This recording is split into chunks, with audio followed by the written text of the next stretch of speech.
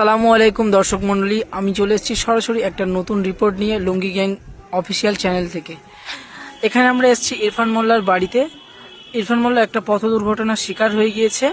একটা বিয়ে বাড়িতে যাওয়ার পথে একটা অটো উল্টে আজকে ইরফান মোল্লা এরকমভাবে আহত হয়ে গেছে।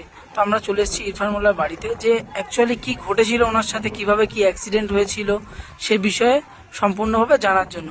তো আমরা ইরফান মোল্লাকে জিজ্ঞাসা করবো যে ইরফান মোল্লার সাথে কি কি ঘটেছিল আর কিভাবে এরকম অবস্থা হয়েছে, আর এখন ওনার অবস্থা কেমন আছে। ও বলুন। একটা অটোর যেতে যেতে পাল্টি খেয়ে পড়ে গিয়েছে। অটোওয়ালাটা আমাকেও কাউকে তোলেনি। একটা বুড়ি মানুষ ছিল, ওনার বুকের হাড় ভেঙে গেছে। একটা বড় লোক ছিল, ওটা ওনার ছেলে ছিল। তারপর ওই লোকটা মিলে আমাকে বাঁচিয়ে হসপিটালে নিয়ে গেছে। ওই অটোওয়ালা আমাকে নিয়ে যায়নি। তাই আপনারা আমার পাশে থাকুন, লাইক করুন, শেয়ার করুন।